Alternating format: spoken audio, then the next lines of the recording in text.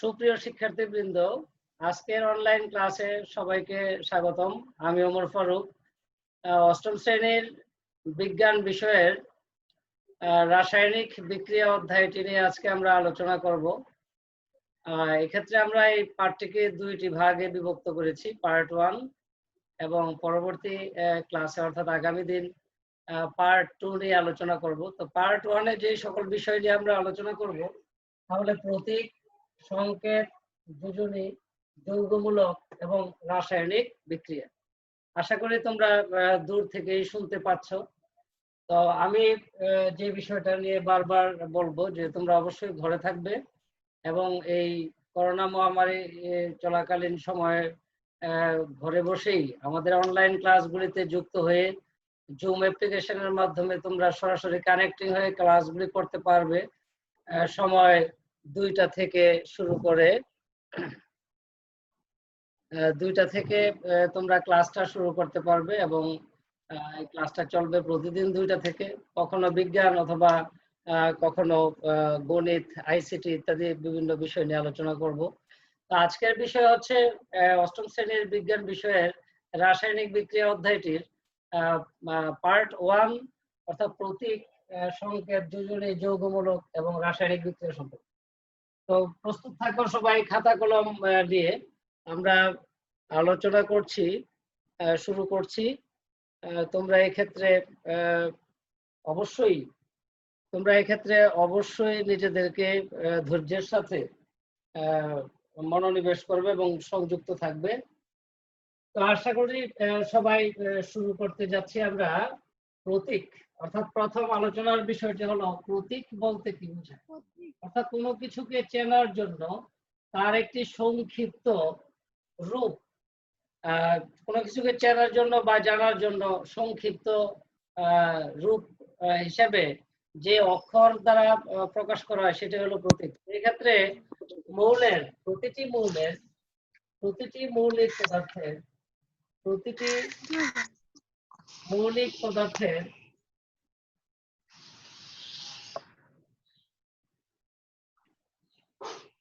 পরমাণুকে ইংরেজি অথবা ল্যাটিন নামের প্রথম অক্ষর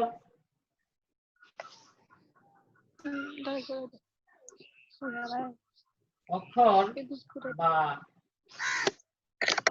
উচ্চারণের প্রাধান্য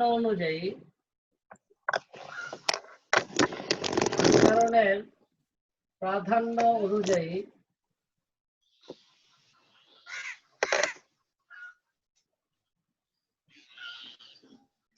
দুইটি অক্ষরের মাধ্যমে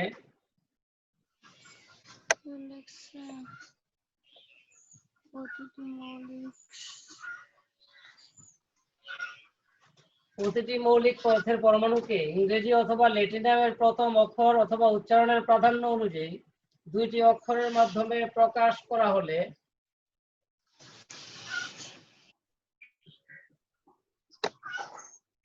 তাকে প্রতীক বলে।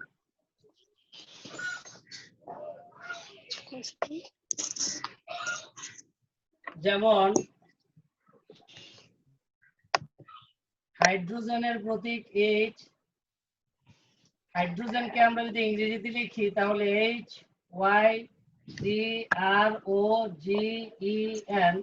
হাইড্রোজেনকে প্রকাশ করা হয় H দ্বারা। তদ্রূপভাবে কার্বন CARBON, কার্বনের প্রতীক হলো শুধু C। আবার ক্যালসিয়াম যদি লিখি ক্যালসিয়াম CALCIUM, ক্যালসিয়ামের প্রতীক হলো C এর সাথে উচ্চারণের প্রাধান্য অনুযায়ী K। আমরা স্ক্রিনে দেখতে পাচ্ছি যে প্রতীক বলতে বোঝায় প্রতিটি মৌলিক পদার্থের পরমাণুকে ইংরেজি অথবা ল্যাটিন নামের প্রথম অক্ষর বা উচ্চারণের প্রাধান্য অনুযায়ী দুইটি অক্ষরের মাধ্যমে প্রকাশ করা হলে তাকে প্রতীক বলে। এই ক্ষেত্রে আমরা দেখছি যে হাইড্রোজেনকে প্রকাশ করা হয় হাইড্রোজেনের প্রথম অক্ষর H দ্বারা। কার্বনের প্রথম অক্ষর সি দ্বারা এবং ক্যালসিয়ামের প্রথম দুইটি অক্ষর নেওয়া হয়েছে সি এ দ্বারা, কারণ কার্বনের নামটি আগেই সি দ্বারা নেওয়া হয়েছে। তো আবার ক্যালসিয়ামের প্রথম অক্ষর দ্বারা যদি আমরা সি দ্বারাই প্রকাশ করতে যাই তাহলে কার্বনের নামটা এসে যায়। এই জন্য এর প্রথম দুইটি অক্ষর দিয়ে ক্যালসিয়ামের প্রথম দুইটি অক্ষর দিয়ে সি এ দ্বারা ক্যালসিয়াম প্রতীক বোঝানো হয়েছে। অর্থাৎ সি এ যদি কোথাও লেখা থাকে তাহলে আমরা সেই ক্ষেত্রে বুঝতে পারবো যে এটা হলো ক্যালসিয়ামের প্রতীক। আমরা এতক্ষণ জানলাম প্রতীক বলতে কি বোঝায়। তদ্রুপ ভাবে লিথিয়ামের প্রতীক Li, লিথিয়ামের প্রতীক হলো Li। তারপর অক্সিজেনের প্রতীক হলো শুধু O, নাইট্রোজেনের প্রতীক হলো N ইত্যাদি বিভিন্ন প্রতীকগুলি তোমাদের বইয়ের পরমাণু গঠন অধ্যায়ে আমরা জানিয়েছি। এখন আমরা চলে যাব দ্বিতীয় অধ্যায়টিতে। তার আগে তোমরা স্ক্রিনে তোমাদের পাঠ্য বইয়ের সাথে একটু সংযুক্ত করার চেষ্টা করছি। সবাই স্ক্রিনে একটু দেখবে এবং লক্ষ্য রাখবে যে এখানে খেয়াল করো, আমি জানিয়ে দিচ্ছি। যেমন এখানে লেখা আছে, আমি ইন্ডিকেট করছি, তোমরা একটু দেখার চেষ্টা করো ইন্ডিকেশনটা, যে আমি কোথায় তোমাদেরকে ইন্ডিকেট করছি।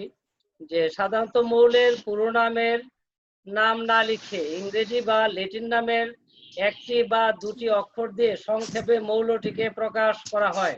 মৌল বলতে এখানে মৌলিক পদার্থকে বোঝানো হয়েছে। মৌল বলতে এখানে মৌলিক পদার্থকে বোঝানো হয়েছে, অর্থাৎ মৌলিক পদার্থের বা মৌলের পুরো নামের এই সংক্ষিপ্ত রূপকে প্রতীক বলা হয়। যেমন হাইড্রোজেন, অক্সিজেন, ক্যালসিয়াম ইত্যাদি। আমরা এই ক্ষেত্রে চলে যাচ্ছি সংকেত। আবার কোন মৌল বা যৌগের অণুর সংক্ষিপ্ত রূপকে বলা হয় সংকেত। এই ক্ষেত্রে আসছি আমরা সংকেত বিষয়ে আলোচনা করার জন্য। আশা করি সবাই লিখতে পেরেছো।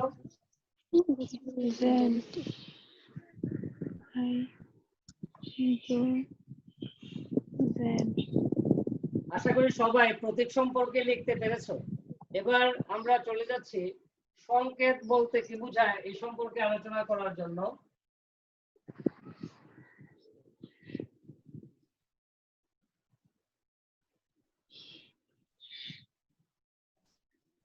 নতুন কলম আনছি না না সংকেত বলতে বোঝানো হয়, তোমরা তোমাদের পাঠ্য বইয়ে একটু খেয়াল করে দেখো যে প্রতীকের আলোচনার পরে আসছে যে কোন মৌলের, তোমরা স্ক্রিনে দেখো যে কোন মৌলের, কোন মৌলিক বা যৌগিক পদার্থের অণুর সংক্ষিপ্ত রূপকে সংকেত বলা হয়। এইখানে কোন মৌল বা যৌগের অণুর সংক্ষিপ্ত রূপকে সংকেত বলা হয়। আমরা এখন আলোচনা করছি সংকেত নিয়ে। কোন মৌলের, কোন মৌলের যা যৌগের অণুর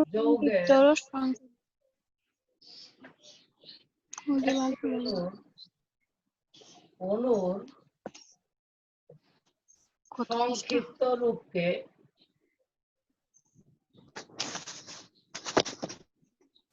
সংকেত বলা হয়। সংকেত বলা হয়। Very good.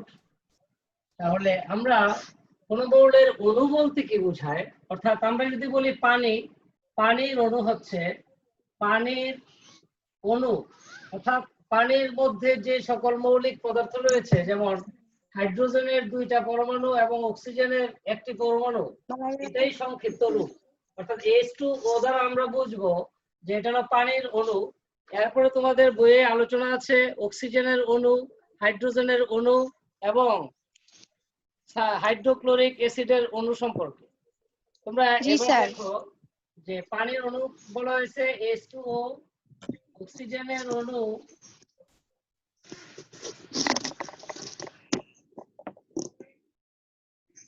হলো O2, হাইড্রোজেনের অণু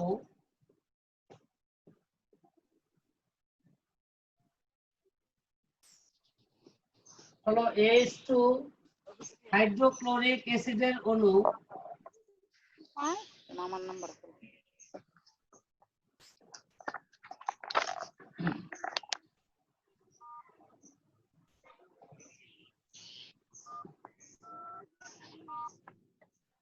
হাইড্রোক্লোরিক অ্যাসিডের অণুকে প্রকাশ করা হয় HCl দ্বারা।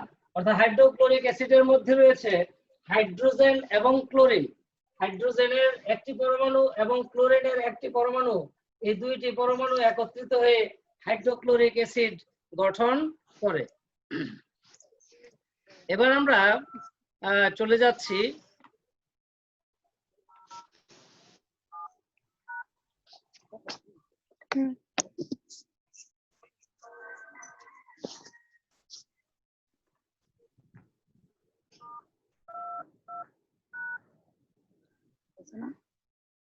তোমরা আশা করি লিখতে পেরেছো। স্যার একটু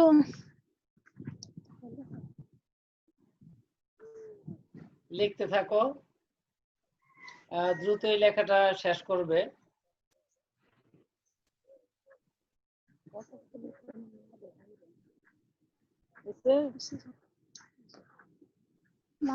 এখানে কোন মৌলের বা যৌগের অণুর সংক্ষিপ্ত রূপকে সংকেত বলা হয়। পানির অণুর সংকেত হলো H2O, অক্সিজেনের অণু হলো O2, হাইড্রোজেনের অণু হলো H2, হাইড্রোক্লোরিক অ্যাসিডের অণু হলো HCl। এভাবে তোমাদের বইয়ের ভিতরে যতগুলি সংকেত রয়েছে সবগুলি সংকেতই হলো এক একটি অণুর সংকেত। তো আমরা সংকেতগুলিকে জেনে নিব, সংকেত এবং নামগুলি প্রত্যেকেই একটি তালিকা তৈরি করবে। এক্ষেত্রে আমি একটু কাজ দিয়ে দিচ্ছি, তোমরা বাসায় বসে যেটা করবে সেটা হলো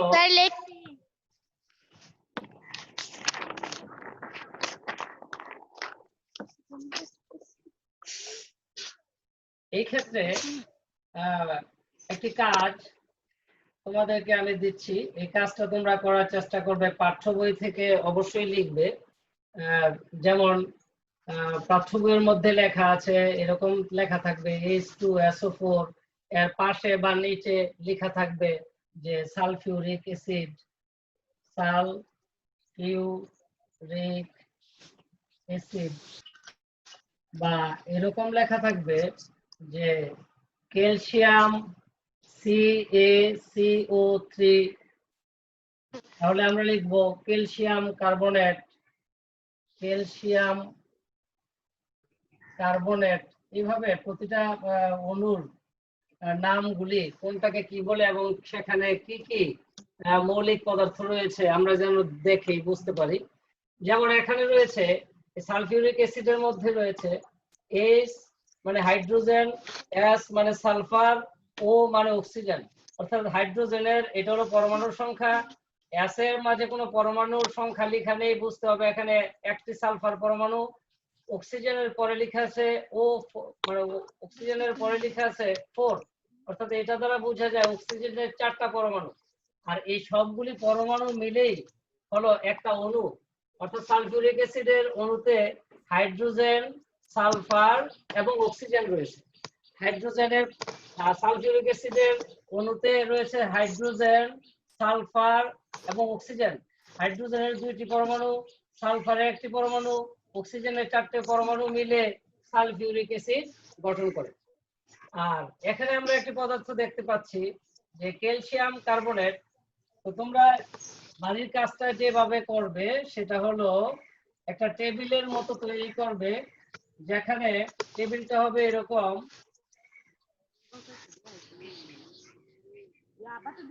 এখানে লিখবে সংকেত আর এখানে লিখবে নাম। আর নামটা লেখার পর পরমাণু সমূহ, পরমাণু বা মৌল সমূহ, পরমাণু বা মৌল সমূহ। যেমন সংকেত H2SO4, এর নাম হলো সালফিউরিক অ্যাসিড।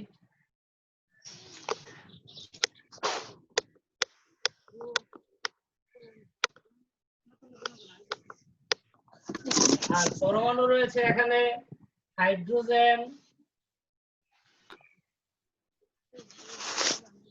তারপর রয়েছে সালফার, তারপর রয়েছে অক্সিজেন। অর্থাৎ আমরা এটাকে বাংলায়ও লিখতে পারবো, যেমন হাইড্রোজেন, সালফার এবং অক্সিজেন। তোমরা যদি ইংরেজিতে লিখতে সমস্যা হয় তাহলে এখানে বাংলায় লিখবে। যেমন প্রথমে আছে হাইড্রোজেন, লিখবা এ হাইড্রোজেন, তারপরে এস দ্বারা বোঝায় সালফার, এখানে লিখবা সালফার। এখানে এইভাবে লিখতে পারো, এইচ মানে হাইড্রোজেন, এস মানে সালফার, ও মানে অক্সিজেন। তাহলে তোমাদের শিখা হয়ে যাবে অক্সিজেন। আশা করি তোমরা ক্লাসটা বুঝতে পারতেছো এবং সমস্যা হচ্ছে না দেখতে। তোমাদের কি দেখতে সমস্যা হয়? জি না স্যার। গুড। তো আশা করি তোমরা কানেক্টিং থাকবে, এবং যদি কানেকশন ডিসকানেক্ট হয়ে যায় তো সেক্ষেত্রে আবারও কানেক্ট হওয়ার চেষ্টা করবে। আমি এই পর্যায়ে যাচ্ছি। আমরা এতক্ষণ সংকেত নিয়ে আলোচনা করলাম, এবার যোজনী সম্পর্কে আলোচনা করব। তো যোজনী সম্পর্কে আলোচনা করার আগে আমরা একটু স্ক্রিনে আমাদের মেইন বইটাকে একটু দেখে নেই। হ্যাঁ, মেইন বইয়ের মধ্যে লেখা রয়েছে, খেয়াল করো যে যৌগের সংকেত লেখার সময় আমাদেরকে মৌলের যোজনী সংখ্যা সম্পর্কে ধারণা বা ভাবতে হবে। তো এই ক্ষেত্রে আমি যেটা বলবো বা তোমরা যেটা নিয়ে চিন্তা করবে, মৌলের যোজনীর সংখ্যা অনুযায়ী মৌলগুলো একে অন্যের সাথে রাসায়নিকভাবে যুক্ত হয়ে যৌগ গঠন করে। মৌলিক পদার্থের যোজনীকে আমরা এক একটি হাতের সাথে তুলনা করতে পারি। যেমন আমরা এবার আলোচনা করছি যোজনী সম্পর্কে।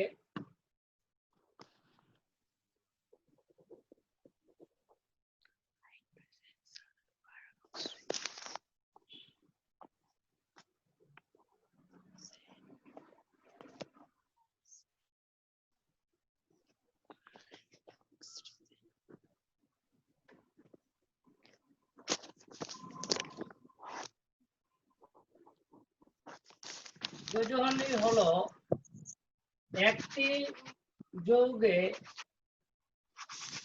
একটি মৌল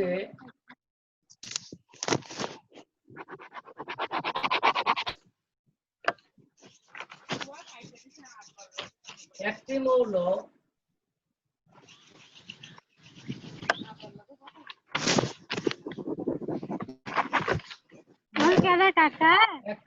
যৌগে একটি মৌলের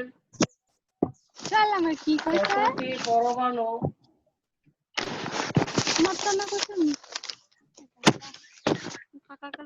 অপর মৌলের, এখানে কতটি বাদ দিয়ে কয়টি পরমাণু অপর মৌলের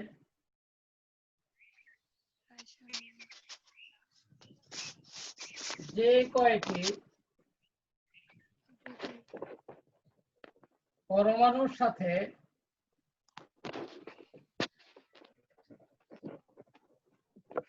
যুক্ত হয়ে যৌগ গঠন করে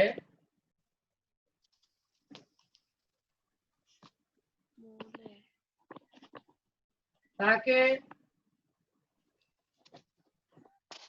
যোজনী বলে। এই কথাটি আমরা ক্লিয়ার হব কিভাবে, আমরা একটু খেয়াল করি। যেমন ধরি হাইড্রোজেন বা ধরি সোডিয়াম এবং ক্লোরিন, এই দুইটি পদার্থ মিলে একটি যৌগ গঠন করবে, সেটার নাম হলো সোডিয়াম ক্লোরাইড। তাহলে এই সোডিয়াম এবং ক্লোরিনের সংকেত হলো, ক্লোরিনের অণু হলো Cl2 আর সোডিয়ামের অণুকে প্রকাশ করা হয় Na দ্বারা। যেমন এখানে বা তোমাদের বইয়ে যে আলোচনাটা করা হয়েছে যে হাইড্রোজেন ও ক্লোরিন উভয়ই এক হাত বিশিষ্ট। কিভাবে এক হাত বিশিষ্ট আমরা একটু আলোচনা করে নেই। যে হাইড্রোজেন এর প্রথম কক্ষপথে ইলেকট্রন সংখ্যা হলো 1, এজন্য হাইড্রোজেনের যোজনী 1।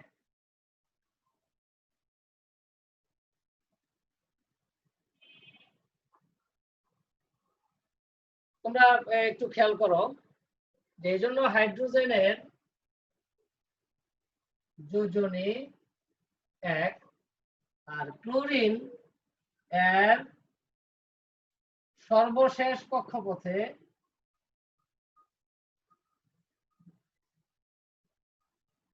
ইলেকট্রন সর্বশেষ কক্ষপথে 7টা ইলেকট্রন। এই 7টা ইলেকট্রনের সাথে যদি আরেকটি ইলেকট্রন যোগ হয় তাহলে ক্লোরিন পরমাণুটি নিষ্ক্রিয় হতে পারে। এই ক্ষেত্রে একটি ইলেকট্রন সে গ্রহণ করতে পারে অথবা একটি ইলেকট্রন সে শেয়ার করতে পারে। এজন্য ক্লোরিন এর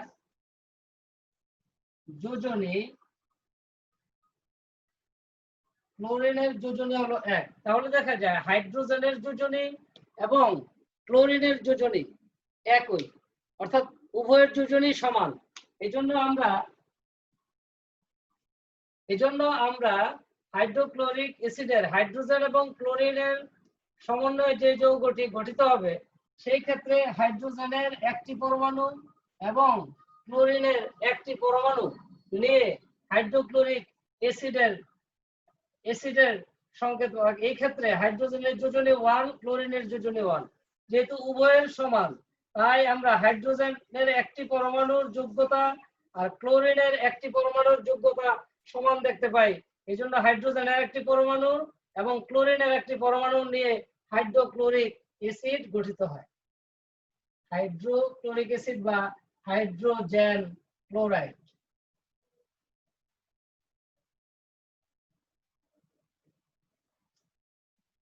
তদ্রূপভাবে আমি এখন তোমাদের সামনে আরেকটি স্ক্রিন শেয়ার করছি, তোমরা অবশ্যই পর্দায় দেখবে, বিষয়টি অনুধাবন করার চেষ্টা করবে। তদ্রূপভাবে অক্সিজেনের সাথে যদি হাইড্রোজেন যুক্ত হতে চায় তাহলে আমরা দেখতে পাই যে অক্সিজেনের সর্বশেষ কক্ষপথে 6টি ইলেকট্রন আর হাইড্রোজেনের সর্বশেষ কক্ষপথে 1টি ইলেকট্রন। অর্থাৎ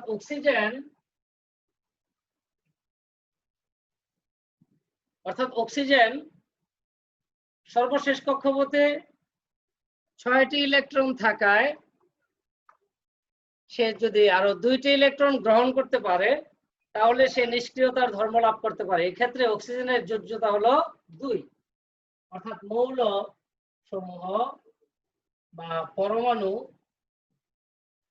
আর তার যোজনী। এক্ষেত্রে আমরা তোমাদের বইয়ের মধ্যে একটা চার্ট রয়েছে, ওই চার্টটা যে প্রথমে দেওয়া আছে মৌল সমূহের যোজনী 1-এর মধ্যে কার কার যোজনী, এই চার্টটাকে তোমাদের অবশ্যই পড়তে হবে। আমরা এখানে একটু আলোচনা করে নেই। যখন হাইড্রোজেন এবং অক্সিজেন যৌগ গঠন করবে, মৌল হলো হাইড্রোজেন, এর যোজনী হলো 1, আর মৌল যদি হয় অক্সিজেন এর যোজনী হলো 2। এক্ষেত্রে একটা হাইড্রোজেনের যোজনী 1, তাহলে 2টা হাইড্রোজেনের যোজনী হবে 2। অর্থাৎ হাইড্রোজেন এবং অক্সিজেন যখন বিক্রিয়া করবে তখন তাদের মধ্য থেকে যে যৌগটি উৎপন্ন হবে সেটা হলো পানি। অর্থাৎ হাইড্রোজেনের যোগ্যতা 1, তাহলে আর অক্সিজেনের যোগ্যতা হলো 2, তাহলে একটা অক্সিজেনের সমান হলো 2টি হাইড্রোজেন পরমাণুর যোগ্যতা। একটি অক্সিজেন পরমাণুর যোগ্যতা সমান হলো 2টি হাইড্রোজেন পরমাণুর যোগ্যতা। এই ক্ষেত্রে আমরা লিখব যে একটি অক্সিজেন পরমাণুর সাথে 2টি হাইড্রোজেন পরমাণু মিলে একটি অণু গঠন করবে যার নাম হলো পানি। অর্থাৎ এটা হচ্ছে H2 মানে হাইড্রোজেনের অণু, O2 বলতে অক্সিজেনের অণু, আর H2O বলতে পানির অণু। অর্থাৎ হাইড্রোজেন এবং অক্সিজেন মিলে গঠন করবে কি পানি। এক্ষেত্রে তোমরা স্ক্রিনে একটু দেখে নাও, তোমাদের মেইন বইয়ের সাথে আমি একটু পরিচয় করানোর চেষ্টা করেছি। এরপরে আমরা আসছি যে নাইট্রোজেন এবং কার্বনের যোজনী। নাইট্রোজেনের যোজনী হলো 3 এবং কার্বনের যোজনী হলো 4। কিভাবে? নাইট্রোজেনের সর্বশেষ কক্ষপথে 5টি ইলেকট্রন, তাই সে 3টি ইলেকট্রন গ্রহণ করে নিষ্ক্রিয়তার ধর্ম লাভ করতে পারে। আর হাইড্রোজেনের কার্বনের যোজনী অর্থাৎ নাইট্রোজেন ও কার্বনের যোজনী যথাক্রমে 3 এবং 4। ফলে অ্যামোনিয়ার সংকেত আমরা নাইট্রোজেন এবং কার্বন এবং হাইড্রোজেনের কথা বলছি, যে কার্বন যদি এখানে কার্বন এবং হাইড্রোজেন যৌগ গঠন করে, কার্বন এবং হাইড্রোজেন, তো এই ক্ষেত্রে দেখা যায় যে আমরা জানি হাইড্রোজেনের যোজনী হলো 1 আর কার্বনের যোজনী হলো 4। তাহলে 4টা হাইড্রোজেন পরমাণু একটা কার্বন পরমাণুর সমান যোগ্যতা। তাহলে কার্বন প্লাস হাইড্রোজেন মিলে যে যৌগটি গঠন করবে সেটা হবে CH4, কারণ একটা কার্বনের যোগ্যতা 4 আর 4টা হাইড্রোজেন পরমাণুর যোগ্যতা হলো 4। এই জন্য একটা কার্বন 4টা হাইড্রোজেনের সাথে যুক্ত হয়ে মিথেন নামের একটি অণু গঠন করে। তদ্রূপ ভাবে আমরা যদি বলি যে নাইট্রোজেনের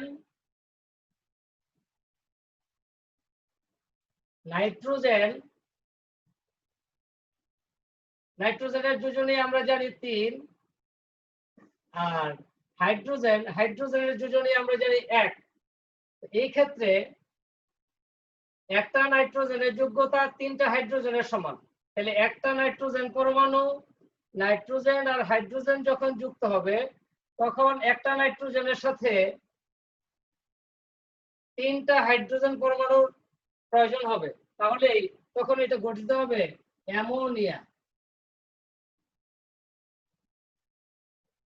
তাহলে আমরা এতক্ষণ যোজনী সম্পর্কে একটু ধারণা লাভ করলাম।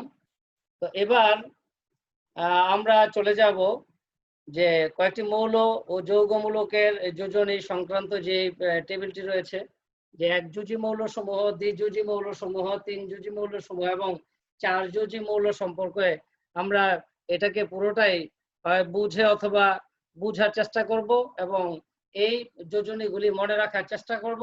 তবে ইলেকট্রন বিন্যাস যদি জানা থাকে তাহলে এই টেবিলটি তুমি নিজেই তৈরি করতে পারবে। তো এখন আমরা চলে যাচ্ছি যে তোমরা চিত্রে দেখতে পাচ্ছ, স্ক্রিনে দেখতে পাচ্ছ যে এই টেবিলটির সর্বশেষ ধাপে রয়েছে যৌগমূলক সম্পর্কে। এই যৌগমূলকগুলি সম্পর্কে আমরা বলবো। এখন আলোচনা হচ্ছে যৌগমূলক নিয়ে। যৌগমূলক,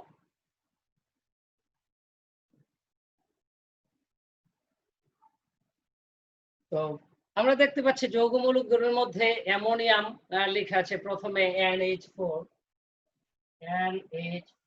উপরে দেওয়া আছে একটা প্লাস চিহ্ন, অর্থাৎ এটা একটা আয়ন যেটা ধনাত্মক আয়ন, আর এর নাম হলো অ্যামোনিয়াম।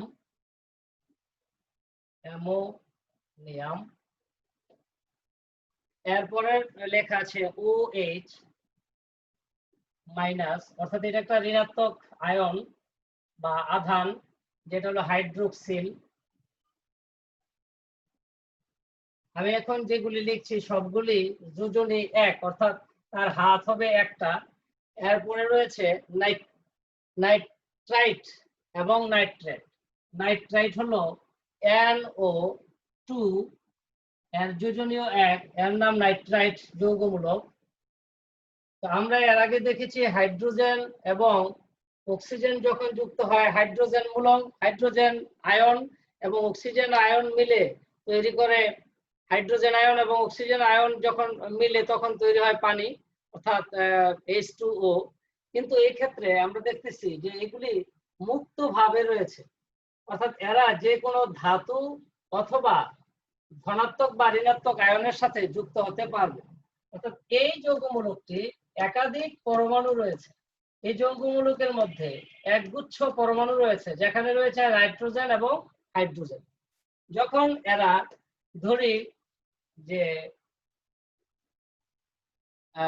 যেমন অ্যামোনিয়াম যৌগমূলকের সাথে যদি ক্লোরিন যুক্ত হয় তাহলে অ্যামোনিয়াম ক্লোরাইড, অর্থাৎ এই অ্যামোনিয়াম মূলকের মাধ্যমে যুক্ত হবে, তৈরি হবে অ্যামোনিয়াম ক্লোরাইড, হাইড্রোক্সিলের মাধ্যমে যুক্ত হতে পারে পানি, আর নাইট্রাইট সম্পর্কে আমরা আলোচনা করছি। এরপরে আমরা চলে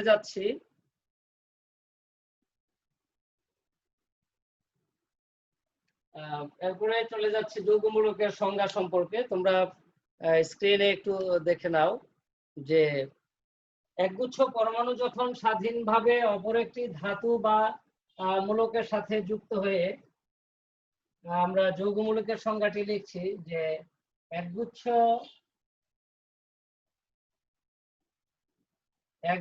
পরমাণু যখন একটি পরমাণুর ন্যায় আচরণ করে, একটি মূলক বা আয়ন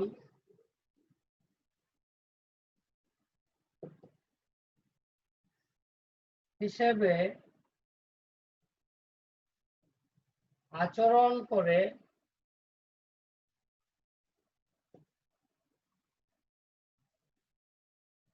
কোনো ধাতু বা মূলকের সাথে যুক্ত হয়ে যৌগ গঠন করতে পারে,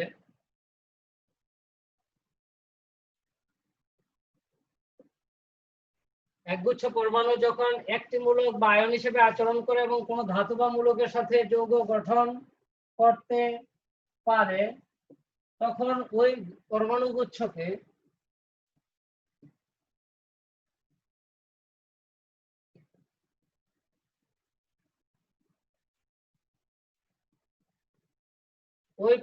গুচ্ছকে যৌগমূলক বলে।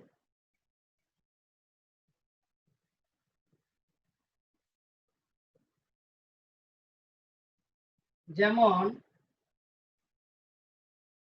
যৌগমূলক হচ্ছে, এর আগে আমি লিখেছিলাম NH4+ SO4-2 NO2-, যখন সংখ্যা না লেখা থাকবে তখন বুঝতে হবে তার এই মূলকের যোগ্যতা হলো 1, আর যখন সংখ্যা লেখা থাকবে তখন ওইটাই হলো ওই মূলকের যোগ্যতা। যেমন তোমরা চিত্রে দেখতে পাচ্ছ যে কার্বনেট এর যোগ্যতা 2-, সালফাইটের যোগ্যতা SO3 2-, সালফেট। এই যে উপরের যে সংখ্যাগুলি, এগুলি হলো এই মূলক বা যৌগমূলকের যোগ্যতা সম্পর্কে প্রকাশ করে। আমরা এখন আলোচনা চলে যাচ্ছি, যে শিডিউল আলোচনার মধ্যে যেটা ছিল যে যৌগমূলকের পর আমরা আলোচনায় আসবো যে রাসায়নিক বিক্রিয়া বলতে কি বোঝায়। তো রাসায়নিক বিক্রিয়া বিষয়টা এখন আমরা আলোচনা করছি। যে আমরা আসি পাঠ 5-এ, রাসায়নিক বিক্রিয়া সম্পর্কে আলোচনা করা হয়েছে পাঠ 5-এ। এই ক্ষেত্রে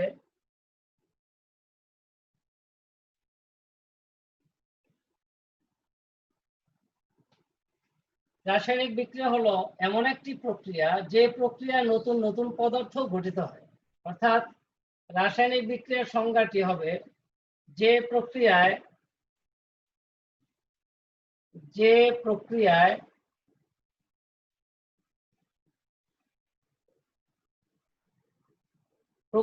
পদার্থের গঠনের পরিবর্তন ঘটে,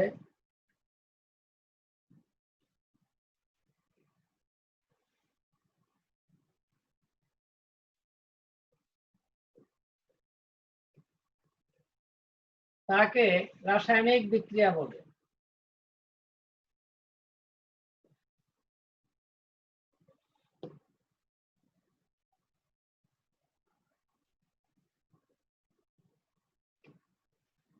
অর্থাৎ পদার্থের গঠন পরিবর্তিত হতে গেলে হয়তো দুইটি পদার্থ একত্রিত হবে, অথবা একটি পদার্থ ভেঙে 2 ভাগে বা 3 ভাগে বিভক্ত হবে। তো এই জন্য তোমাদের পাঠ্য বইয়ের একটি কাজ রয়েছে সংযোজন বিক্রিয়া সম্পর্কে।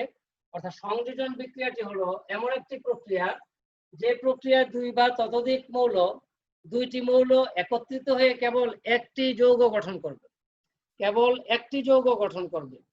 অর্থাৎ যখন দুইটি ভিন্ন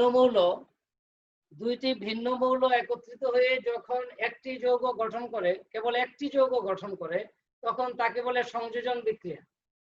তাহলে এখন আসছি আমরা সংযোজন বিক্রিয়ায়।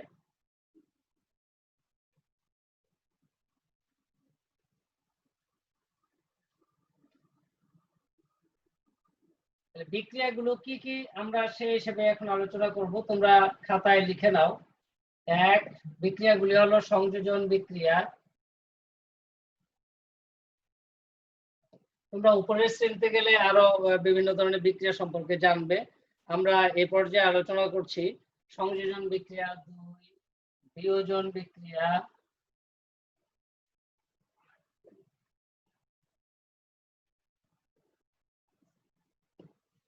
তিন, দহন বিক্রিয়া।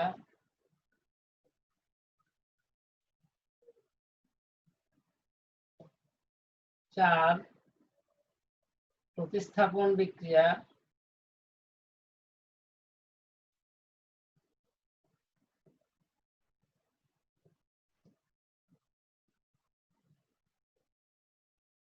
পাঁচ, প্রশমন বিক্রিয়া।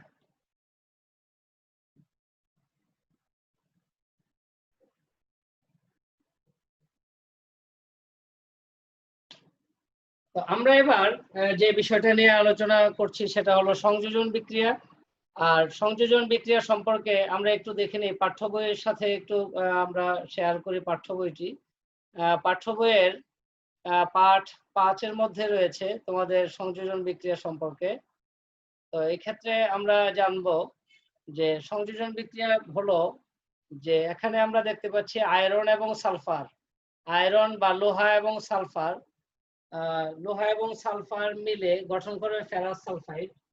সংযোজন বিক্রিয়াটি নিয়ে আমরা এবার আলোচনা করছি যে আয়রন এবং সালফার নিয়ে, অর্থাৎ দুইটি পদার্থ মিলে কেবলমাত্র একটি যৌগ গঠন করেছে। দুইটি পদার্থ মিলে যখন কেবল একটি যৌগ গঠন করে তখন তাকে বলা হয় সংযোজন বিক্রিয়া। যেমন এখানে আয়রন এবং সালফার দুইটি ভিন্নধর্মী মৌল যুক্ত হয়ে কেবল একটি যৌগ গঠন করেছে যার নাম হলো ফেরাস সালফাইড। এই ধরনের রাসায়নিক পরিবর্তন যেখানে একের অধিক পদার্থ একত্রিত হয়ে সম্পূর্ণ ভিন্নধর্মী নতুন একটি রাসায়নিক পদার্থ তৈরি করে তাকে সংযোজন বিক্রিয়া বলে। আবারও বলছি, তোমাদের বইয়ে লেখা আছে দেখো, যে যেখানে একের অধিক পদার্থ একত্রিত হয়ে সম্পূর্ণ ভিন্নধর্মী একটি রাসায়নিক পদার্থ গঠন করে তাকে বলে সংযোজন বিক্রিয়া। সংযোজন বিয়োজন বিক্রিয়া হলো একটি পদার্থ ভেঙে দুই বা ততোধিক পদার্থ উৎপন্ন হবে। এক্ষেত্রে আমরা সংযোজন বিক্রিয়ার কিছু উদাহরণ উপস্থাপন করছি। সংযোজন বিক্রিয়া যে প্রক্রিয়ায় বা একের অধিক পদার্থ উৎপন্ন হয়ে সম্পূর্ণ ভিন্নধর্মী, সবাই স্ক্রিনে তাকাও, যে প্রক্রিয়ায়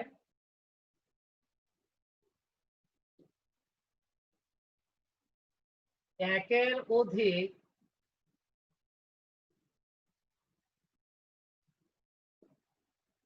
পদার্থ একত্রিত হয়ে, অর্থাৎ সংযুক্ত হওয়া, দুইটি পদার্থ যখন একত্রে সংযুক্ত হলে তখন শুধুমাত্র একটি পদার্থ উৎপন্ন করবে, তখনই আমরা বুঝবো এটা সংযোজন বিক্রিয়া। যে প্রক্রিয়ায় একের অধিক পদার্থ একত্রিত হয়ে সম্পূর্ণ ভিন্নধর্মী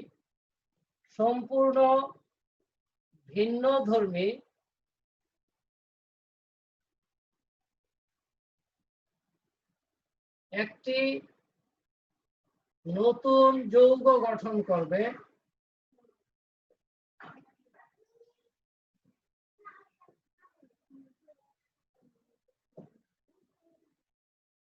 নতুন যৌগ গঠন করে তাকে সংযোজন বিক্রিয়া বলে।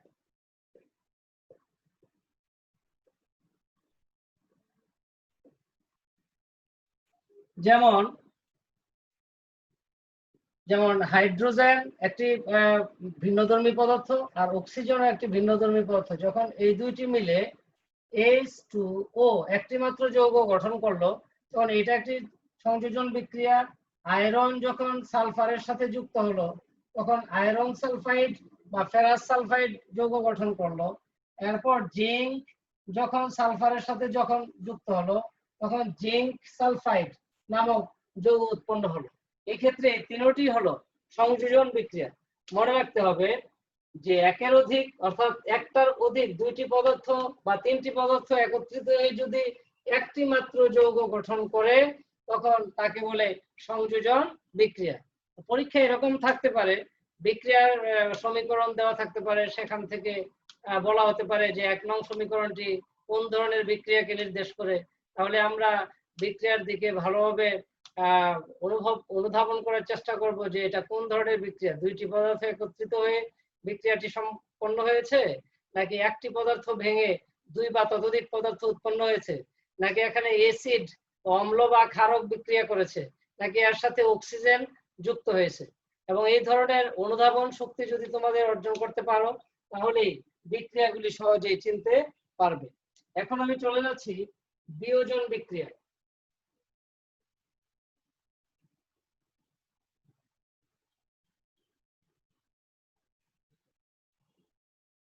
তোমাদের পাঠ্য বইয়ের এবার খেয়াল করো সবাই, তোমাদের পাঠ্য বইয়ে রয়েছে যে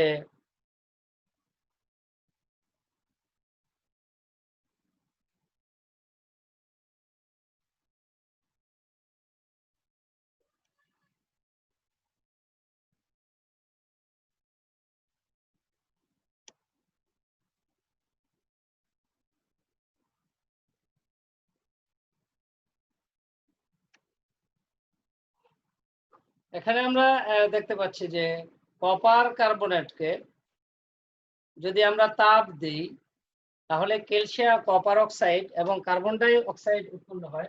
আমরা চলে যাচ্ছি এবার বিয়োজন বিক্রিয়ায়। বিয়োজন বিক্রিয়াটা হলো একটি পদার্থ ভেঙে দুই বা ততোধিক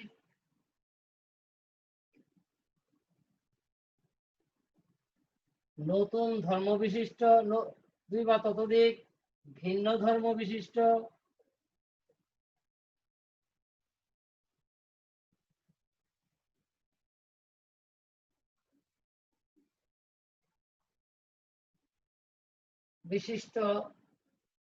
পদার্থ উৎপন্ন করলে তাকে বিয়োজন বিক্রিয়া বলে।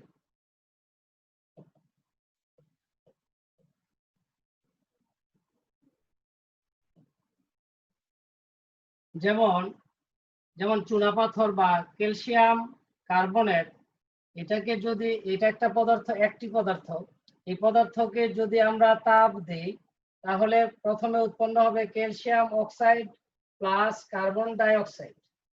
অর্থাৎ একটি পদার্থ ভেঙে দুইটি নতুন ধর্ম বিশিষ্ট পদার্থ উৎপন্ন হলো।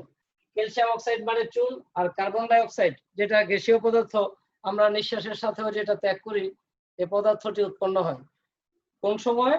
যখন ক্যালসিয়াম কার্বনেটকে আমরা তাপ দিব, তখন উৎপন্ন হবে ক্যালসিয়াম অক্সাইড এবং কার্বন ডাই অক্সাইড।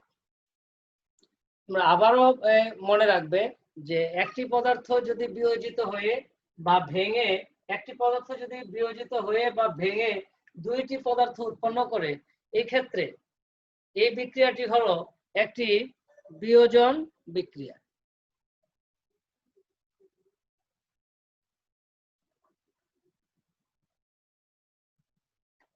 আমরা একটু এখন চলে যাচ্ছি, যেমন বিয়োজন বিক্রিয়ায় যে চুনাপাথরের বিয়োজন বিক্রিয়া পর্যবেক্ষণের জন্য একটি কাজ রয়েছে। আমরা এটা পরীক্ষাগারে দেখানোর চেষ্টা করব। তো তোমরা যেহেতু ঘরে বসে আছো, তো সেই ক্ষেত্রে এই ধরনের কাজগুলি করতে গেলে, ল্যাবরেটরি টেস্টগুলি করতে গেলে তোমাদের বিপদ আসতে পারে। তো আমরা বলবো তোমরা যখন বিদ্যালয় খুলবে তখন এই বিয়োজন বিক্রিয়া সম্পর্কে শিক্ষককে অবগত করবে এবং সেখান থেকে হাতে কলমে বিয়োজন বিক্রিয়াটি দেখে নেওয়ার চেষ্টা করবে।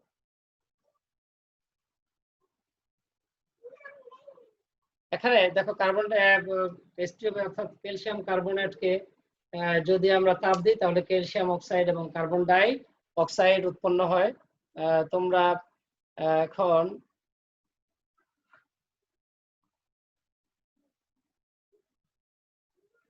আমি এতক্ষণ আলোচনা করছিলাম অষ্টম শ্রেণীর রাসায়নিক বিক্রিয়া বিজ্ঞান বিষয়ের রাসায়নিক বিক্রিয়ার দ্বিতীয় পাঠ অর্থাৎ বিয়োজন বিক্রিয়া সম্পর্কে। এখন আমরা চলে যাব দহন বিক্রিয়ায়।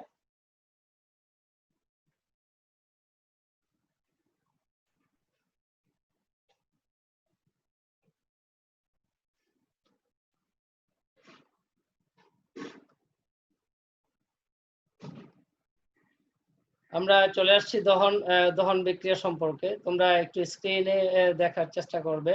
স্ক্রিনে আমি শেয়ার করছি স্ক্রিনটি। এখানে দহন বিক্রিয়া সম্পর্কে বোঝানো হয়েছে এভাবে যে সালফার অর্থাৎ আমরা যদি কোনো কিছুকে তা আগুনে পোড়াই তাহলে সেখানে অর্থাৎ প্রথমে যদি আমরা সালফার একটি মৌল যেটাকে টেস্ট টিউবে নিয়ে যদি আমরা আগুনে পোড়াই তাহলে এখানে সালফারটি গলে তীব্র নীল শিখা সহ দেখতে পাওয়া যায় এবং ঝাঁঝালো গন্ধ পাওয়া যায়। তারপর সালফার বাতাস অক্সিজেনের সাথে দহন বিক্রিয়ার মাধ্যমে সালফার ডাই অক্সাইড গ্যাস তৈরি করে, যার জন্য ঝাঁঝালো গ্যাস তৈরি হয়। তো সালফারের সাথে অক্সিজেন যুক্ত হলে অর্থাৎ সেখানে সালফারের সাথে অক্সিজেন যুক্ত হয়, ম্যাগনেসিয়াম দণ্ডকে যদি আমরা অক্সিজেনে মানে আগুনে পোড়াই তাহলে সেটা ম্যাগনেসিয়াম অক্সাইডে পরিণত হয়। এই ধরনের বিক্রিয়াগুলি হলো অর্থাৎ দহন বিক্রিয়া সম্পর্কে। অর্থাৎ কোনো বস্তুকে যদি পোড়ানো হয়, কোনো পদার্থকে পোড়ালে তার সাথে অক্সিজেন যুক্ত হলে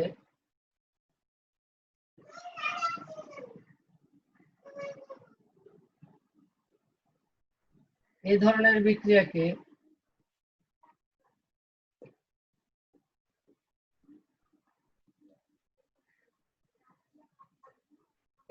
বিক্রিয়াকে দহন বিক্রিয়া বলে। যেমন আমরা মিথেন গ্যাসকে যদি পোড়াই তাহলে মিথেন গ্যাসের সাথে অর্থাৎ মিথেন গ্যাসকে যখন আমরা পোড়ালে এই কার্বনের সাথেও একটা অক্সিজেন এসে যুক্ত হবে, এটার সাথে অক্সিজেন যুক্ত হবে, ফলে কার্বন ডাই অক্সাইড এবং জলীয় বাষ্প উৎপন্ন হবে। এটা একটা যদিও বিয়োজন বিক্রিয়া, তবুও যেহেতু প্রত্যেকটি মৌলের সাথে অক্সিজেন যুক্ত হচ্ছে এই জন্য এটি একটি দহন বিক্রিয়া। আমরা এ পর্যায়ে চলে যাচ্ছি যে প্রতিস্থাপন বিক্রিয়া সম্পর্কে। তোমরা স্ক্রিনে একটু দেখে নাও যে প্রতিস্থাপন বিক্রিয়া কাজ করার জন্য লোহা এবং তুতের বিক্রিয়া দেখানো হয়েছে। লোহার গুঁড়া অর্থাৎ আয়রন এবং কপার সালফেট এর মধ্যে রাসায়নিক বিক্রিয়া সংঘটিত হলে কি ঘটে, এক্ষেত্রে আমরা একটু বুঝে নেওয়ার চেষ্টা করব। আমরা এখানে দেখতে পাচ্ছি স্ক্রিনে যে লোহা এবং কপার সালফেট যখন বিক্রিয়া করবে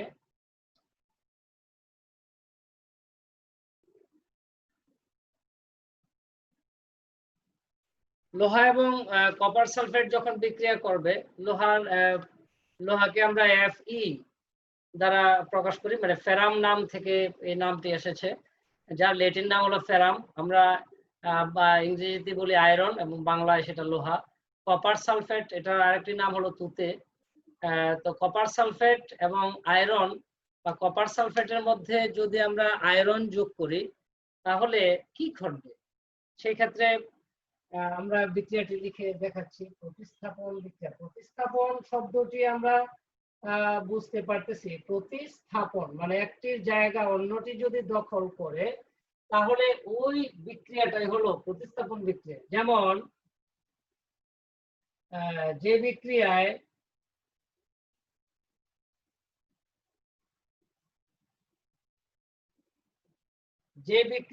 একটি পদার্থ থেকে একটি মৌল কোন যৌগ থেকে একটি মৌল কোন যৌগ থেকে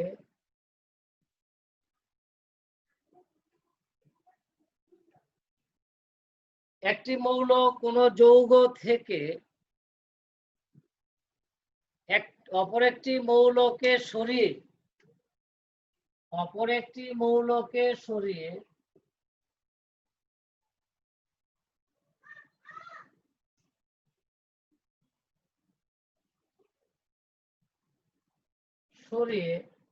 যদি নিজে ওই স্থানটি দখল করে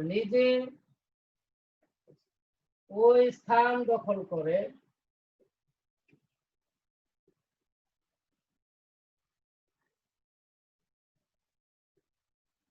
স্থান দখল করে নতুন যৌগ উৎপন্ন করে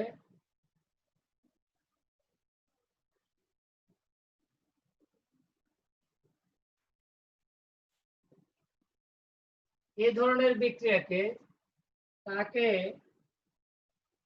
প্রতিস্থাপন বিক্রিয়া বলে।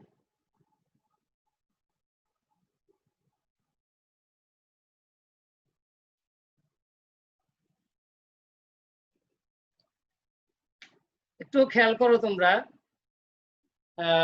স্ক্রিনে তাকাও, আমি বিক্রিয়াটা দেখাচ্ছি, তোমরা অবশ্যই দেখে থাকবে। যেমন আমরা বলেছি যে বিক্রিয়ায় একটি মৌল কোন যৌগ থেকে একটি মৌল দিয়ে বিক্রিয়াটা শুরু করেছি, ধরি আয়রন প্লাস কপার সালফেট।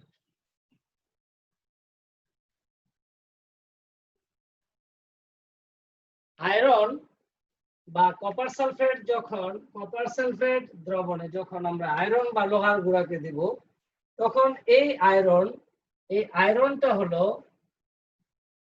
হলো ধনাত্মক আধানযুক্ত। এই ধনাত্মক আধানটা চাইবে এখান থেকে ধনাত্মক আধান কপার আধানকে, এবং এখানে আরেকটি আধান সেটা হলো সালফেট যেটা হলো ঋণাত্মক আধান।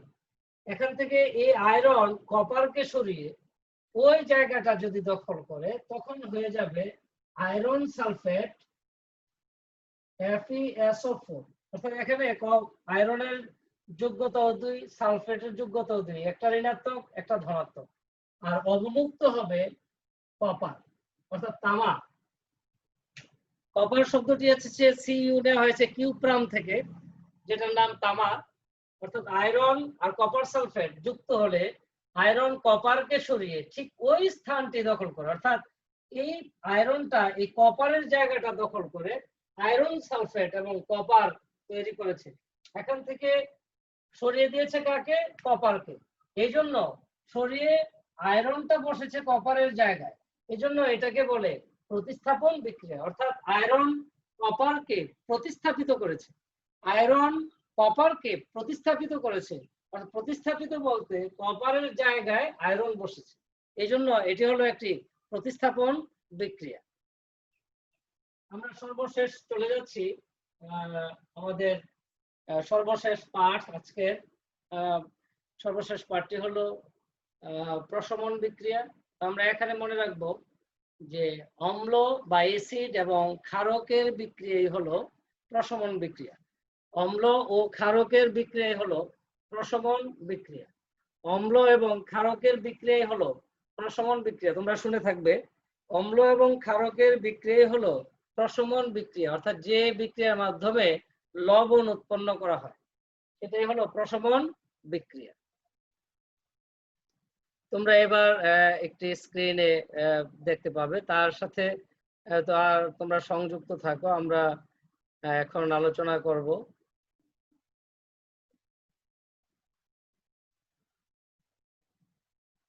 খেয়াল করো, আমাদের এখানে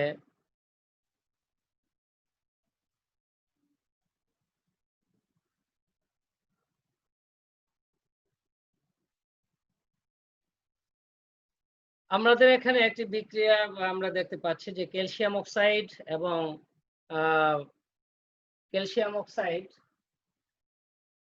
অক্সালিক অ্যাসিড বা ভিনেগার, যদি ভিনেগার এবং ক্যালসিয়াম অক্সাইড মানে চুন এই দুইটির মধ্যে বিক্রিয়া ঘটায়, তাহলে একটি ক্যালসিয়াম অক্সাইড একটি হলো ক্ষারক আর ভিনেগার একটা হলো অ্যাসিড, অম্ল বা অ্যাসিড।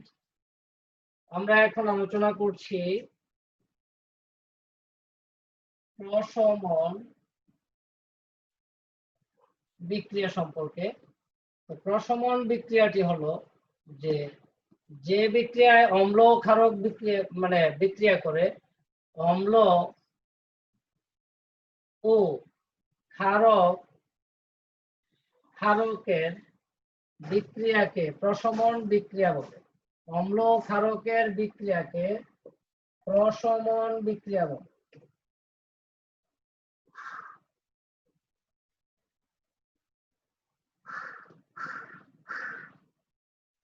অম্ল বা অ্যাসিড, ক্ষারক বা ধাতুর অক্সাইড অথবা হাইড্রোক্সাইড।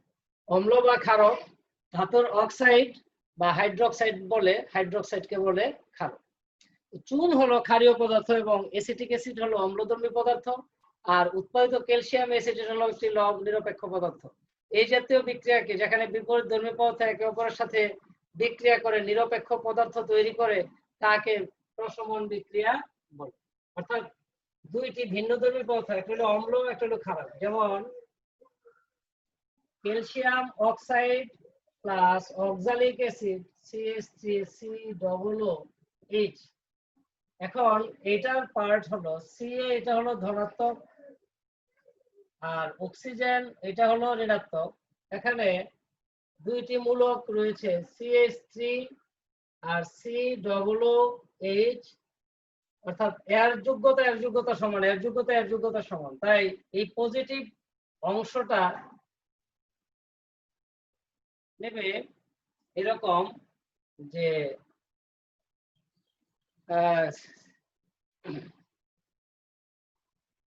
ক্যালসিয়াম অ্যাসিটেট CaCH3COO আর পানি, এখানে চুন ক্যালসিয়াম অ্যাসিটেট এবং পানি উৎপন্ন করবে। আর এই ধরনের বিক্রিয়াগুলো ভিনেগার এবং লেবুর রস দিয়ে এই বিক্রিয়াগুলি ঘটানো যায়। চুনের সাথে পানির যে বিক্রিয়া, সেখানে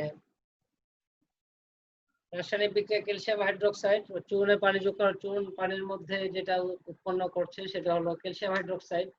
তো আমরা এতক্ষণ তোমাদের সামনে রাসায়নিক বিক্রিয়ার যে অধ্যায় বা রাসায়নিক বিক্রিয়া অধ্যায়টি উপস্থাপন করার চেষ্টা করলাম। আরেকটি পার্টে আমাদের এই অধ্যায়ের বাকি বিষয়গুলি আলোচনা করব। তবে তার আগে আমি প্রশমন বিক্রিয়ার উদাহরণের মধ্যে আরেকটি যোগ করছি যে, যদি আমরা সালফিউরিক অ্যাসিড H2SO4 প্লাস